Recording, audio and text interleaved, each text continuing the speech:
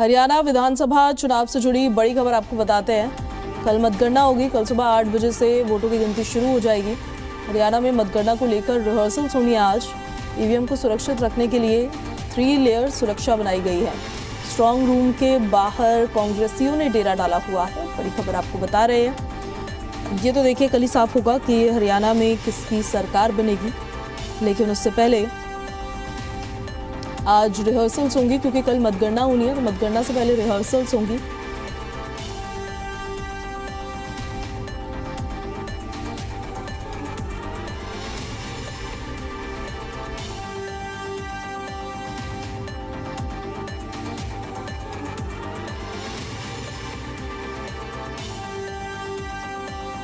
तो खैर कल साफ होगा। चिरंजीव राव हमारे साथ कनेक्ट हो गए हैं, कांग्रेस से प्रत्याशी हैं। चिरंजीव जी, आपका बहुत बहुत स्वागत है। आपसे तो पहले भी बातचीत की है चुनावों को लेकर। अब कल रिजल्ट आना है और एग्जिट पोल्स जो आए हैं उसके हिसाब से तो कांग्रेस का ग्राफ काफी बड़ा है, बहुमत को भी पार कर गया है। अगर नतीजों में तब्दील हो जाता है वो एग्जिट पोल, तो उसके लिए तो पहले बहुत बहुत बधाई आपको। लेकिन कांग्रेस वैसे क्या उम्मीद रखती है कल के रिजल्ट से? देखिए, हम तो शुरुआत से ही कह रहे हैं, जब चुनाव शुरुआत हुई थी तब से, कि कांग्रेस पार्टी का बेहतरीन प्रदर्शन रहेगा। और मेरा मानना है कि जो बात हमने कही थी उस पे कहीं ना कहीं जितने भी एग्जिट पोल हैं वो मोहर लगाने का काम कर रहे हैं। और मेरा ये मानना है ये जो नतीजे हैं जो एग्जिट पोल दिखा रहे हैं इससे और बेहतर होंगे, क्योंकि कांग्रेस पार्टी आप जानते हैं कि बहुत बेहतरीन प्रदर्शन पिछले दिनों में भी हम लोगों ने जब लोकसभा लड़ा तो हरियाणा में रहा, और अब की बार इसी तरह के नतीजे विधानसभा के अंदर आएंगे। हम 70 से ज्यादा सीटें जीतने जा रहे हैं। अगर ये एग्जिट पोल्स नतीजों में तब्दील होते हैं, आपकी सरकार बनती है, तो आपको कौन कौन से ऐसे फैक्टर्स लगते हैं सर जो आपके पक्ष में इस बार काम किए होंगे? देखिए, सबसे बड़ा मुद्दा आज जो है, आज जिस प्रकार से बेरोजगारी पिछले 10 साल के अंदर बढ़ी है, महंगाई है, भ्रष्टाचार है। आज शहर में आप कहीं चले जाएं, गांव में चले जाएं, आपको टूटी सड़कें मिलेंगी।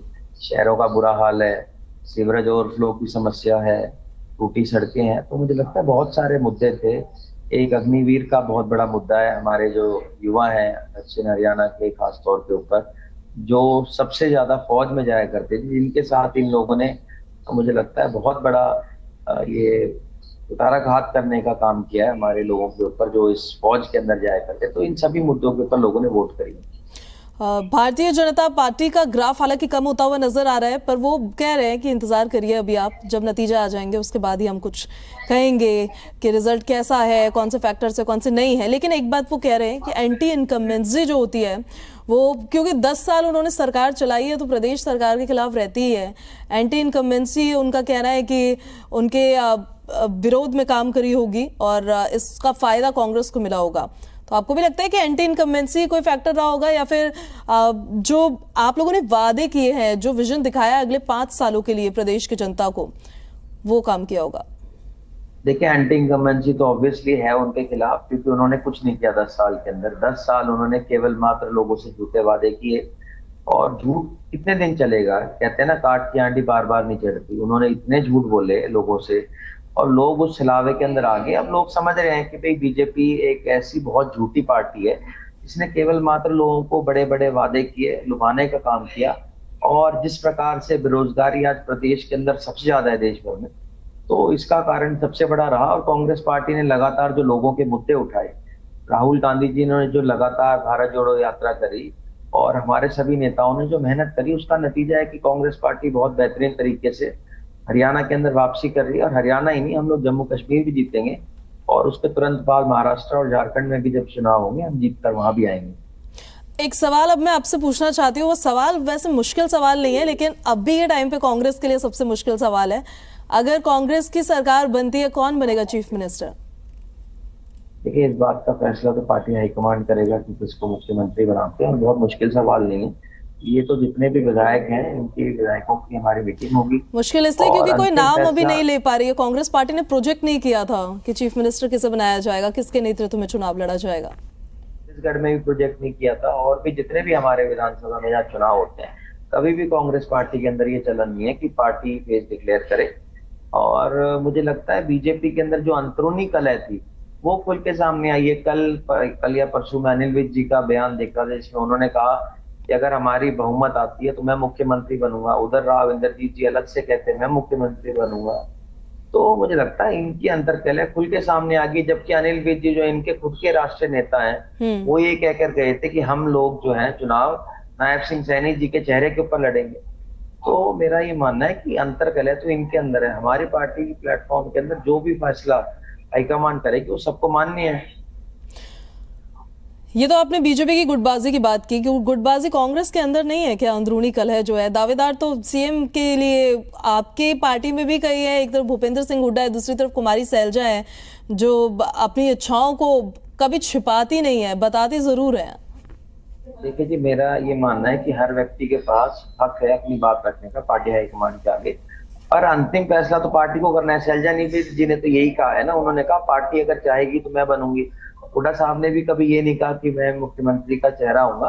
वो अंतिम फैसला पार्टी हाईकमान करेगी कि किसको बनाना है। तो मुझे लगता है अपने पार्टी प्लेटफॉर्म के ऊपर अगर आप पार्टी के सामने ये रखते हैं कि हम भी दावेदार है, तो उसके अंदर कुछ गलत नहीं। वो ये कहते हैं कि हम बनेंगे, एक ये कहना कि पार्टी हमें बनाएगी, दोनों चीजों के अंदर बहुत बड़ा अंतर है। पार्टी के अंदर चर्चाएं तो चलती होंगी, भूपेंद्र सिंह हुड्डा या कुमारी सैलजा या अब दीपेंद्र सिंह हुड्डा भी, उनका भी नाम। अब देखिए, मैं तो आपको वही बात बता रहा हूँ ना, ये फैसला तो पार्टी हाईकमान करेगी। खड़गे जी करेंगे, सोनिया जी करेंगी, राहुल गांधी जी करेंगे कि किसको बनाना है किसको नहीं बनाना। आप सब विधायक जो हैं मिलके बैठते हैं, अपनी चॉइस बता देते हैं। अंतिम फैसला पार्टी हाईकमान का होता है, और हमारी एक बड़ी लोकतांत्रिक पार्टी है, इसके अंदर हर फैसले जो होते हैं वो मिल बैठ कर होते हैं। जो भी फैसला पार्टी हाईकमान करेगी वो सबको स्वीकार्य रहेगा। भारतीय जनता पार्टी ने चुनाव से कुछ महीने पहले अपने सीएम को बदल दिया। अब उनकी ये स्ट्रैटेजी एक तरीके से रही होगी कि वो एंटी इनकम्बेंसी को इससे बीट करें। क्या आपको लगता है कि वो नैरेटिव जो वो बनाना चाह रहे थे वो बना नहीं, उल्टा ही पड़ गया? देखिए, उन्होंने केवल मात्र ओबीसी समाज को है हमेशा छलने का काम किया है। एक बार फिर नायब सिंह सैनी जी की उन्होंने कहीं ना कहीं छवि खराब करने का काम ये किया। 9.5 साल आप लोगों ने मनोहर लाल खट्टर जी के नाम के ऊपर अपनी सरकार चलाई, उनके आपने पूरे गुणगान किए। फिर 6 महीने पहले उनको हटा दिया ये कहकर कि इनकी एंटी इनकम्बेंसी है। फिर आप नायब सिंह सैनी को ले आए। आपने नायब सिंह सैनी जी को बनाना भी था तो उनको 2-2.5 साल का समय देते आप भाई मुख्यमंत्री बनने का, और ऐसा आप लोगों ने उनके साथ व्यवहार किया कि 2 महीने पहले चुनाव से उनको उसके पद से हटा दिया, आपने असेंबली डिसॉल्व कर दी। ये मेरे ख्याल से देश के इतिहास में पहली बार हुआ होगा कि एक विधायक जो है, एक मुख्यमंत्री जो है, उसको पता ही नहीं कि उसकी सरकार डिसॉल्व होने वाली है। तो दुर्भाग्यपूर्ण है जो नायब सिंह सैनी जी के साथ मेरी मतलब मुझे साथ उनके साथ संवेदनाएं भी हैं कि उनके साथ पार्टी ने ऐसे व्यवहार किया। वोटिंग जिस दिन होनी थी और उससे पहले जिस दिन चुनाव प्रचार खत्म होना था, चुनाव प्रचार खत्म होने के दिन ही आपकी पार्टी में अशोक तंवर की वापसी हो जाती है। उनका भी कुछ बेनिफिट मिला होगा क्या आपको? प्रचार उन्होंने बीजेपी के कैंडिडेट्स के लिए किया और शामिल हो गए वापस से अपने कांग्रेस में। देखिए, अशोक तंवर जी हमारी पार्टी के पुराने नेता हैं। हमारे यहाँ यूथ कांग्रेस के अध्यक्ष रहे, एनएसयूआई के अध्यक्ष रहे, प्रदेश के अध्यक्ष रहे। और पार्टी में कोई भी नेता आता है, कार्यकर्ता आता है, तो उसका फायदा तो पार्टी को जरूर मिलता है। और अशोक तंवर जी वरिष्ठ नेता रहे हैं हमारी पार्टी के, उनके आने से पार्टी को फायदा मिला है। कुछ एग्जिट पोल्स जो सामने आए थे उनको लेकर मैं एक सवाल पूछना चाहती हूँ आपसे। भले ही कांग्रेस की सीटें बढ़ती हुई नजर आई और काफी बढ़ी हैं, लेकिन थोड़ा vote share Bharatiya Janata party का उन एग्जिट पोल्स के हिसाब से बढ़ता हुआ नजर आया है। बहुत ज्यादा नहीं, कुछ पॉइंट्स में, लेकिन थोड़ा सा बढ़ा है। उसके पीछे आप क्या रीजन मानते हैं? ये कौन सा वोट शेयर है, किस पार्टी का वोट शेयर है जो बीजेपी के खाते में है? ना जी, ये क्या है, कुछ जो न्यूज चैनल हैं उनके ऊपर अभी भी दबाव है, वो खुल के अपनी बात को नहीं रख पा रहे हैं। और मैं अभी भी ये कह रहा हूँ कि ये जो एग्जिट पोल आप लोगों को दिखाएं तो बहुत दबाव के अंदर, क्योंकि आपको अपनी जो चैनल्स हैं जो कुछ हैं उनको अपनी प्रतिष्ठा का भी सवाल होता है। तब ये नंबर जो है ये डाउन अंडर करके आप लोगों ने दिखाए हैं। आपकी बात नहीं कर रहा मैं नेसेसरली, सभी की। आने वाले समय में जब नतीजे आएंगे तो ये कहीं ज्यादा 2005 से ज्यादा सीटें जीतकर कांग्रेस पार्टी अभी की बार सरकार में आएगी। तो कांग्रेस पार्टी ने क्या टारगेट रखा है अपने लिए इन इलेक्शंस में? कितनी सीटें निकल जाएंगी आप लोगों की? अब टारगेट रखना तो बीजेपी का काम है, 75 पार का। हम तो इस तरह का कोई नारा नहीं देते 75 पार का। पर मैं ये बता सकता हूँ एक कंफर्टेबल मेजोरिटी आएगी। हमारी जो गवर्नमेंट है वो लोगों के हितों के लिए काम करेगी, और कम से कम हम बांटने का काम नहीं करेंगे जो राजनीति भाजपा करती है।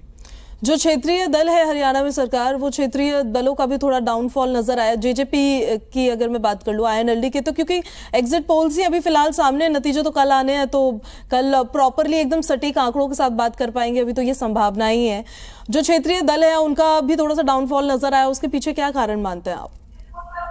देखिए, सबसे बड़ा डाउनफॉल तो ये है, आगे आगे जो पॉलिटिक्स चल रही है वो नेशनल पॉलिटिक्स की तरफ जा रही है। टू पार्टी सिस्टम जो लग रहा है धीरे धीरे करके, जो आपकी रीजनल फ्रंट्स हैं वो धीरे धीरे खत्म होते जा रहे हैं।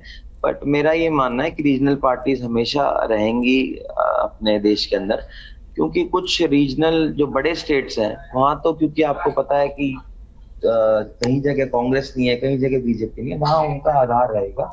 और धीरे धीरे करके हम देख रहे हैं हरियाणा के अंदर तो कम से कम ये कम होता हुआ नजर आ रहा है।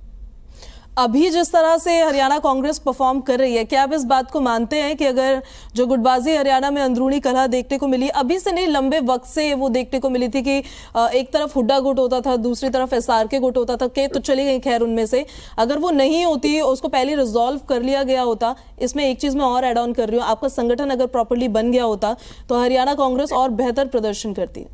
नहीं, बेहतरीन प्रदर्शन अभी भी किया है जी। मैं तो शुरुआत से एक बात कहता हूँ, कांग्रेस पार्टी का एक एक कार्यकर्ता किसी भी पदाधिकारी बीजेपी से ज्यादा मेहनती है, ज्यादा काम करने वाला है। और कांग्रेस पार्टी का जो कार्यकर्ता है वो किसी पदाधिकारी से कम नहीं। और गुटबाजी जैसी चीजें जो है परिवार के अंदर हो सकता है किसी बात के ऊपर मतभेद हो, पर हमारी पार्टी में नेताओं में मनभेद नहीं है। बीजेपी की पार्टी में लोगों के बीच मनभेद है, उनमें मतभेद भी और मनभेद भी है। कांग्रेस पार्टी की अंतिम सब लोगों की इच्छा यही रहती है कि हम कांग्रेस पार्टी को लेकर आए, खड़गे जी को, राहुल जी को, सोनिया जी को मजबूत करें और एक ऐसी सरकार दें जिस सरकार ने 10 साल से प्रताड़ित किया है लोगों को, चाहे बेरोजगारी, भ्रष्टाचार, महंगाई, जो मामले कानून व्यवस्था बिगड़ चुकी है, उनको ठीक करने का काम हम लोग करेंगे। सर, हर पार्टी कहती तो ये है कि हम काम के नाम पर चुनाव लड़ रहे हैं या विकास के नाम पर चुनाव लड़ रहे हैं, लेकिन जातीय समीकरण साधने की भी हर पार्टी ने पूरी कोशिश की है, जैसे प्रत्याशी उन्होंने उतारे अपने चुनावी मैदान में। शुरुआत जब हुई थी, चुनाव प्रचार शुरू हुआ था, इलेक्शन स्टार्ट हुए थे, तो विकास की बहुत बात हो रही थी, कई मुद्दों की बात हो रही थी, किसानों की बात हो रही थी, पहलवानों की बात हो रही थी, कई मुद्दों पर चर्चाएं हो रही थी। लेकिन अंत तक आते आते क्या आपको भी लगता है कि जातीय राजनीति के इर्द गिर्द ये चुनाव आके रह गया? तो मेरा ये मानना है, कांग्रेस पार्टी ने पूरा चुनाव जो लड़ा वो विकास के मुद्दे के ऊपर लड़ा। हमने हमारी जो वोट मांगी 2005 से 14 के बीच में जो हमारी सरकार रही, उन कामों के ऊपर हमने वोट मांगी। बीजेपी ने ध्रुवीकरण की राजनीति करने की कोशिश करी, दुष्प्रचार की राजनीति की कोशिश करने लगी, और जो सोशल मीडिया का जो गलत उपयोग है वो पूरी तरीके से इनकी आईटी सेल ने किया। पर उसके बावजूद भी लोग बड़े समझदार हैं, लोगों ने इस बात को समझा है और लोग बीजेपी के चाल और चरित्र को अब समझ चुके हैं, तो उसके अंदर लोग नहीं आए। तो कांग्रेस पार्टी अब की बार एक बहुत अच्छी मेजॉरिटी से सरकार बनाएगी। प्रधानमंत्री नरेंद्र मोदी को लेकर एक सवाल मैं आपसे पूछना चाहती हूँ। उन्होंने काफ़ी रैलियां की और स्टेट इलेक्शंस में भी पुरजोर तरीके से जब वो रैली करते हैं तो अपने विपक्षियों पर जमकर बरसते हुए नजर आते हैं। क्या आपको लगता है कि पीएम मोदी का फैक्टर, उनका जो स्टार प्रचारक वाला ये फेम जो है, जो ब्रांड जो है, वो इन इलेक्शंस में चल नहीं पाया? देखिए, चला ही नहीं उनका ग्लैमर, क्योंकि वो कहीं आए नहीं, अमेरिका चले। चलिए चिरंजीव जी, बहुत बहुत शुक्रिया आपका, आप हमारे साथ जुड़े, आपने सभी सवालों के मेरे जवाब दिए और बहुत बहुत शुभकामनाएं आपको कल के लिए भी। कल रिजल्ट आने वाले हैं।